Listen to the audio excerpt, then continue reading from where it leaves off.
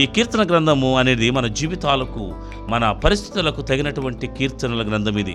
మన అవసరతలను, మన శ్రమలను, మన కష్టాలను, మన బాధలను మరి ఆయన ఎత్తి చూపించేటువంటి, లేదా ఆయన శ్రమలను గురించి, వారి యొక్క బాధలను గురించి, వారి యొక్క కష్టాలను గురించి మరి చెప్పేటువంటి ఆ కీర్తన గ్రంథము.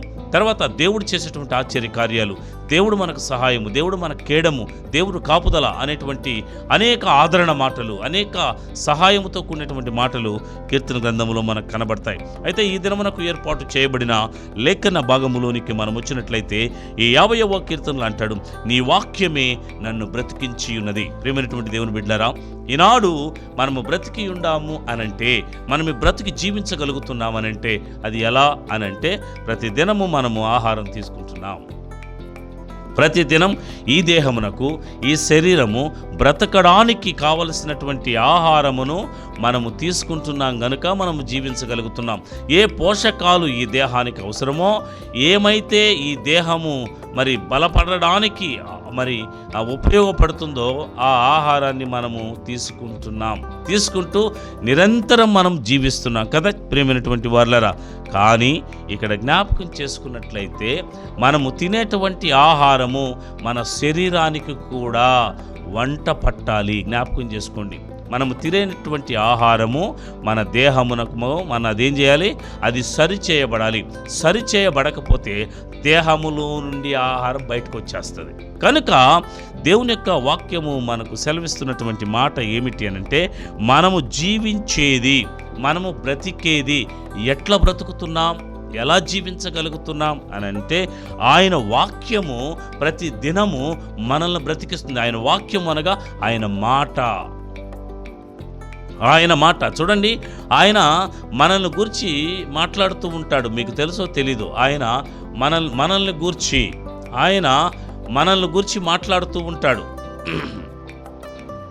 ఆయన మనల్ని గురించి మాట్లాడుతుంటాడు. ఏమని మాట్లాడుతుంటాడు? నువ్వు ఎలా ఉండాలో, నువ్వు ఎలా నడవాలో, ప్రతి దినము నువ్వు ఎలా లేవాలో ఆయన నిన్ను జ్ఞాపకం చేసుకుంటూ ఉంటాడు. ఇంకా మనం జ్ఞాపకం చేసుకున్నట్లయితే దేవుడు మనుషులను ఈ భూమి మీద నుండి అక్కడికి పిలుస్తూ ఉన్నాడు. చూడండి, అంటే ఈ భూమి మీద నీవు జీవించాలి, నువ్వు బ్రతకాలి అనంటే దేవుని కృప నీకు తోడై ఉండాలి. ఆయన మాట మీదనే నువ్వు బ్రతుకుతావు. కనుక నీ వాక్యము నన్ను బ్రతికించుచున్నది. అందుకే ప్రభు అయినటువంటి యేసుక్రీస్తు ప్రభు 40 దినాలు ఉపవాసం ఉండిన తర్వాత అప్పుడు సాతానుడు ఏం చేస్తాడంటే ప్రభువుని దేంతో శోధించడానికి వస్తాడు. ప్రభువుని శోధించడానికి వచ్చినప్పుడు ఆ శోధకుడు అంటాడు, నువ్వు నిజముగా దేవుని కుమారుడు అయితే ఈ రాళ్లను రొట్టెలగునట్లు ఆజ్ఞాపించు. ప్రియమైనటువంటి దేవుని బిడ్డలారా, రోషాన్ని కల్పిస్తున్నాడు సాతానుడు చేసే పని ఏంటయ్యానంటే మనుష్యులను ఏం చేస్తాడు, విచ్ఛిన్నం చేయడానికి ప్రయత్నం చేస్తాడు. సాతానుడు చేసేటువంటి మొట్టమొదటి పని ఏంటయ్యానంటే విచ్ఛిన్నము చేయడానికి, మనిషి యొక్క జీవితాన్ని పతనములోనికి తీసుకుని వెళ్ళడానికే సాతానుడు చేసేటువంటి పని. అయితే సాతానుడు యేసుక్రీస్తు ప్రభు దగ్గరికి వెళ్ళి ఒక మాట అంటున్నాడు. ఏమంటున్నాడు తెలుసా? ఆ మాట మాట్లాడుతూ అంటాడు, ఏమంటాడంటే, నీవు నిజముగా దేవుని కుమారుడు అయితే ఈ రాళ్లను రొట్టెలగునట్లు ఆజ్ఞాపించు. అదే మనకు శక్తి ఉండింది దానికి మనం ఏం చేస్తాం? మనకు పౌరుషం ఎక్కువగా, ఆవేశం ఎక్కువ కదా, మనం ఏం చేస్తాం? మనం కూడా ఏదో ఒక మంత్రం జపించి ఈ రాళ్ళు రొట్టెలగునట్లు అని వాటిని ఆజ్ఞాపిస్తాం. వెంటనే ఆజ్ఞాపించిన వెంటనే అదేమవుతుంది? రొట్టె అయిందనుకోండి, అబ్బా ఎంత సంతోషపడిపోతాం, ఎంత ఆనందపడిపోతాం కదా. కానీ మనుష్యుని ఆలోచనలు, దేవుని తలంపులు వేరు. అందుకే అంటాడు ప్రభు అయినటువంటి యేసుక్రీస్తు ప్రభు, మనుష్యుడు రొట్టె వలన కాదు, మనుషుడు బ్రతికేది రొట్టె వలన కాదు. ఈ లోకంలో మనము తినేటువంటి ఆహారం మనల్ని బ్రతికిస్తుందని మీరు ఎప్పుడు ఊహించుకోకూడదు. మనం తినేటువంటి ఆహారము మనల్ని బ్రతికిస్తుంది.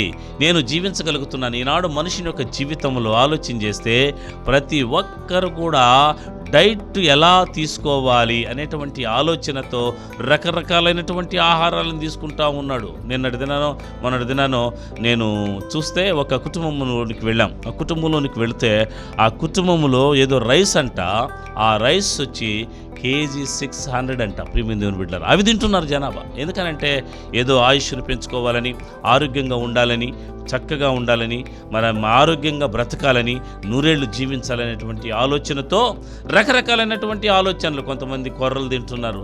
కొంతమంది ఇప్పుడు మనుషులు ఎలా తయారైపోయారంటే వాళ్ళు ఆరోగ్యాన్ని కాపాడుకోవడానికి వారి జీవితంలో వారు హెల్త్ని మరి జాగ్రత్తగా చూసుకోవడానికి రకరకాలైనటువంటి ఆహార పదార్థాలను తీసుకుంటూ శరీరాన్ని కాపాడుకుంటూ ఉన్నారు, ఈ దేహాన్ని.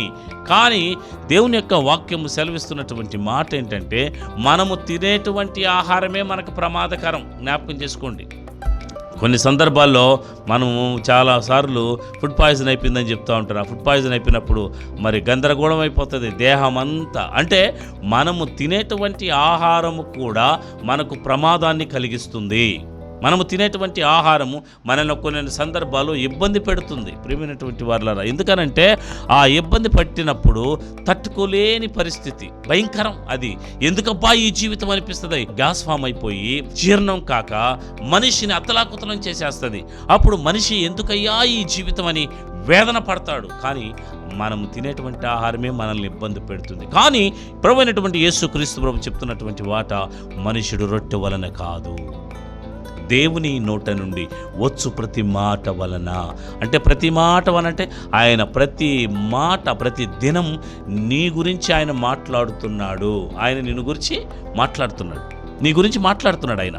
మనం అనుకుంటాం దేవుడు నన్ను చూడట్లేదు, నా గురించి మాట్లాడటం లేదు, కనుక నన్ను పట్టించుకోవడం లేదులే, దేవుడు ఎక్కడ చూస్తున్నాడు అనుకుంటున్నావు కదా. దేవుడు మనల్ని ఎక్కడ చూస్తున్నాడు? మనల్ని ఎప్పుడు పట్టించుకున్నాడు ఆయన? మనల్ని ఎప్పుడు జ్ఞాపకం చేసుకుంటున్నాడు? కనిపించని దేవుడు కదా ఆయన. ఆయన మనల్ని ఏం జ్ఞాపకం చేసుకుంటాడు లేండి. మన జీవితం మంది, మన ప్రయాస మంది, మన కష్టం మంది, మన బాధలు మనవి, మన శ్రమలు మనవి, మన సంతోషాలు మనవి, మన ఆనందాలు మనవి. కనుక మన మట్టుకు మనమే బ్రతకాలి, మనమే జీవించాలి, మనమే ముందుకెళ్ళాలని అనుకుంటున్నారు. కానీ దేవుని యొక్క వాక్యం సెలవిస్తుంది, మనుష్యుడు రొట్టె వలన కాదు, దేవుని నోట నుండి. ప్రతిరోజు దేవుడు నిన్ను లేవమంటే నువ్వు లేస్తావు, నువ్వు బ్రతుకుతావు అనంటే బ్రతుకుతావు, నువ్వు చనిపోతావంటే చనిపోతావు, నీ ఆత్మ వద్దు వెడలి రా అంటే వస్తావు. అందుకే అంటాడు, నీవు మనుషులను మంటికి మార్చుచున్నావు, నరులారా తిరిగి రండని సెలవిస్తున్నావు. దేవుడు సెలవిస్తున్నాడట. ఏమని? నరులారా తిరిగి రండి. అంటే ఎందుకు చెప్తున్నానంటే ఆయన మాటే మనల్ని బ్రతికిస్తుంది. ఆయన మాటే దేవుని యొక్క వాక్యం. ఈ వాక్యం ఏంటో తెలుసా? దేవుని యొక్క వాక్యం. అదే యోహాను సువార్త 1వ అధ్యాయం 1వ వచనంలో, ఆదియందు వాక్యముండెను, వాక్యము దేవుని యొద్ద ఉండెను, ఆ వాక్యమే దేవుడై ఉండెను. అనగా దేవుని వాక్యమే మనకు దేవుడై ఉన్నాడు. జ్ఞాపకం చేసుకోండి. ఈ వాక్యమే మనతో మాట్లాడుతుంది. దేవుడు మనతో మాట్లాడుతున్నాడు అనంటే వాక్య రూపంలో కూడా మనతో ఆయన మాట్లాడతాడు. మనతో మాట్లాడి మనం ఎలా జీవించాలో, మనం ఎలా నడవాలో, మనం ఎలా బ్రతకాలో, మన స్థితిగతులేంటో, మన అనుభవాలేంటో సమస్తమును ఆయన ఏం చేస్తాడంటే మనకు నేర్పిస్తున్నాడు. ఎలాగా? దేవుని యొక్క వాక్యము ద్వారా. దేవుని యొక్క వాక్యము కనుకనే ఇక్కడ అంటున్నాడు, ఇదిగో నీ వాక్యము నన్ను బ్రతికించుచున్నది, అది బాధలలో నెమ్మదిని కలిగించుచున్నది. ప్రియమైనటువంటి దేవుని బిడ్డలారా, మన జీవితంలో ఈ వాక్యము మనల్ని బ్రతికిస్తుంది. ఈ మాట మనము ప్రతి సంవత్సరము క్రిస్మస్ రోజునో జనవరి రోజునో వాగ్దానాలు తీసుకుంటాం. వాగ్దానం అనగా దేవుని యొక్క మాట. దేవుని యొక్క మాటను మనం ఏం చేస్తాం? తీసుకుంటాం. దేనికి? ఈ సంవత్సరం దేవుడు నాకేం ఆశీర్వాదాలు ఇవ్వబోతున్నాడో, ఏ ఆశీర్వాదం వచ్చినాలో నాకు ఇవ్వబోతున్నాడని దేవుని యొక్క వాగ్దానాన్ని మనం తీసుకుంటాం. ఆ వాగ్దానం ఎక్కడి నుంచి వస్తుంది? దేవుని యొక్క వాక్యమే. అనగా దేవుని మాటే దేవుని యొక్క వాక్యం. దేవుని మాటే దేవుని యొక్క వాక్యం కనుక ఆ దేవుని మాటే మనల్ని బ్రతికిస్తుంది. ఆ మాట మనకు బాధలలో నెమ్మది కలిగిస్తుంది. ప్రియమైన దేవుని బిడ్డలారా, మనం బాధపడతా ఉన్నాం, వేదన పడతా ఉన్నాం, అంగలారుస్తూ ఉన్నాం, వేదన పడుతూ ఉన్నాం. శ్రమలో ఉన్నప్పుడు, కష్టంలో ఉన్నప్పుడు ఈ వాక్యం అంతా మాట్లాడుతుంది. ఎందుకంటే చూడండి ఏమని మాట్లాడుతుంది? నీవు దిగులు పడద్దు, నీవు వేదన పడద్దు, ధైర్యంగా ఉండు, నేనున్నాను. అందుకే అంటాడు, నా శ్రమలలో నేను యెహోవాకు మొరపెట్టి తిని ఆయన నాకు ఉత్తరం ఇచ్చాను. ప్రియమైన బిడ్డ, అంటే దేవుని మాట మనల్ని బ్రతికిస్తుంది, ఉత్తరం ఇస్తుంది, నీకు నెమ్మదిని కలుగజేస్తుంది. నీకు శ్రమలో, ఇబ్బందుల్లో, బాధల్లో ఆ వాక్యము నీకు విడుదల కలిగిస్తుంది. ఆ వాక్యము మనము ప్రతి దినము ఆయనతో మనం మాట్లాడగలిగినప్పుడు, ఆయన మనతో మాట్లాడతాడు. ఈ పరిశుద్ధ గ్రంథము ప్రతి దినము మనం చదవాలి. ఈ పరిశుద్ధ గ్రంథములో ఉన్నటువంటి మాటలు మనల్ని బ్రతికిస్తాయి. నేనయ్యా నీ నోటి మాట నుండి వచ్చేటువంటి వాక్యం వలనే నేను బ్రతుకుతాను. నా సొంతంగా నేను బ్రతకలేను. చాలామంది అనుకుంటారు నేను ఒక్కడనే కదా ఈ భూమి మీదకి వచ్చాను, నేను వచ్చాను కనుక నా మట్టుకు నేనే బ్రతుకుతా, నా మట్టుకు నేనే జీవిస్తా, ఈ లోకంలో దేవుడు లేదు, దెయ్యము లేదు, ఎవరు లేరు. అసలు నేను పుట్టాను. కోతి నుండి వచ్చానో, కుక్క నుండి వచ్చానో, పంది నుండి వచ్చానో, ఏదో ఒక దాని గుండా వచ్చా. నేను వచ్చినటువంటి నేను నా మట్టుకు నేను బ్రతకాలి, జీవించాలి, చచ్చిపోవాలి అని ఆలోచిస్తాడు. కానీ మన జీవిత అనుభవాల్లో మనము జ్ఞాపకము చేసుకున్నట్లు ఆ దేవుని యొక్క వాక్యం అనేది ప్రతి మనుషుని మీద ఉండకపోతే మనము జీవించలేం. ఇంకొక దగ్గర అంటాడు, నీ వాక్యము నా పాదములకు దీపము, అది నా త్రోవకు వెలుగనై ఉన్నది అంటాడు. ఏమంట? వాక్యము ఒకటి బ్రతికిస్తే, రెండవది ఆ వాక్యము నీ పాదములకు, అంటే పాదములకు దీపము, నా త్రోవలకు వెలుగనై ఉన్నది. ఎందుకంటున్నాడు అంటే ఆ వాక్యము మనము నడవవలసిన మార్గాన్ని మనకు బోధిస్తుంది. మనము తిన్నని మార్గంలో వెళ్ళాలా, దేవుని సన్నిధానంలో వెళ్ళాలా, మనం ఎలా జీవించాలి, మనం ఎలా బ్రతకాలి, మనం ఎలా నడవాలి, మన స్థితిగతులు ఎలా ఉండాలి, మన జీవిత విధానం ఎలా ఉండాలి, మన జీవిత శైలి ఎలా ఉండాలి, ఉదయం లేచి నువ్వేం చేయాలి, సాయంత్రం నువ్వేం చేయాలి, పడుకున్నప్పుడు ఏం చేయాలి, నువ్వు ప్రయాణం చేస్తున్నప్పుడు ఏం చేయాలి, నువ్వు నడిచేటప్పుడు ఏం చేయాలి, ఇవన్నీ దేవుని యొక్క వాక్యము మనకు బోధిస్తుంది. తర్వాత మనం జ్ఞాపకం చేసుకున్నట్లయితే ఈ వాక్యం మన పాదములకు దీపము ఎందుకు అవుతుందనంటే, మనము చీకటిలోనికి వెళ్లకుండా, గాఢంధకారపు లోయల్లోనికి వెళ్లకుండా, నాశనకరమైన తెగులు కలిగిన జీవితంలోనికి మనం వెళ్లకుండా ఈ దేవుని యొక్క వాక్యము మనలను వెలుగులోనికి నడిపిస్తుంది. ఆమేన్. ఆశ్చర్యకరమైన వెలుగులోనికి దేవుని యొక్క వాక్యం మనల్ని నడిపిస్తుంది. ఆ వెలుగులో జీవించిన మనము వెలుగు సంబంధులమై ఉన్నాం. మనము చీకటి సంబంధులం కాదు, వెలుగు సంబంధులమై ఉన్నాం. మన ప్రభు అయినటువంటి యేసు క్రీస్తు ప్రభు ఆయన వెలుగై ఉన్నాడు. నేను వెలుగును కనుక మీరును వెలుగింపబడినటువంటి స్థితిలో ఉండాలి అంటాడు. కనుక మన జీవితములో ఆ వాక్యము మనల్ని బ్రతికించేటువంటి స్థితిలో మనం చూడగలం. చూడండి, దేవుని నోటి మాట మనం చూసాం. మనం యాయిరు కుమారుని దేవుడు నోటి మాట ద్వారా బ్రతికించాడు. అది కూడా వాక్యమే కదా.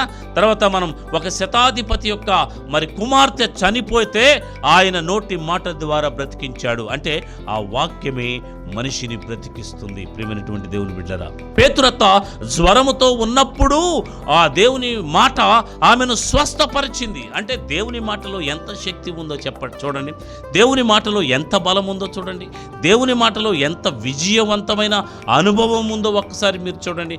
దేవుని మాట అంత గొప్పది. ఆయన ఒక మాట మాత్రము సెలవిస్తే చాలట మన జీవితాలలో అద్భుతాలు కలుగుతాయంట. దేవుడు ఒక్క మాట సెలవిస్తారంట మన జీవితాల్లో ఆశ్చర్య కార్యాలు జరుగుతాయంట. కనుక మన జీవితంలో మనము బ్రతుకుతున్నాము అనంటే మన సొంతంగా మనం బ్రతకడం లేదు. చాలామంది అంటారు, నేను ఉద్యోగం చేస్తున్నాను, సంపాదించుకుంటున్నాను, వారి సంపాదన నాకు వస్తుంది కాబట్టి నేను సరుకులు తెచ్చుకుంటున్నాను, ఇంట్లో వండుకుంటున్నాను, తింటున్నాను, నా కష్టము, నా శ్రమ నాది అనేటువంటి ఆలోచనతో బ్రతుకుతారు. కానీ ప్రియమైనటువంటి వాళ్ళరా, నీది అనేది ఈ భూమి మీద ఏది లేదు, నీది అనేది ఏది ఉండదు. ఎందుకంటే నీది ఏది కాదు, నువ్వు మట్టివినైనా మట్టిలో నుంచి వచ్చావు, నువ్వు మట్టిలోకి వెళ్ళాలి. నీది అంటూ ఏది లేదు. నాది నాది నాది అని నువ్వు భ్రమపడద్దు, నాది నాది నాది అని నువ్వు అతిశయపడద్దు. నేను సంపాదించాను, నేను అందంగా ఉన్నాను, నేను గొప్పవాడిని, నేను ఉన్నతమైన వాడిని, నాకంటే ఎవరు సూర్యులు లేరు, వీరులు లేరు అని నీవు అనుకోవద్దు. ఎందుకో తెలుసా? కేవలం నువ్వు ఒక మట్టి బొమ్మవై ఉన్నావు. జ్ఞాపకం చేసుకోండి.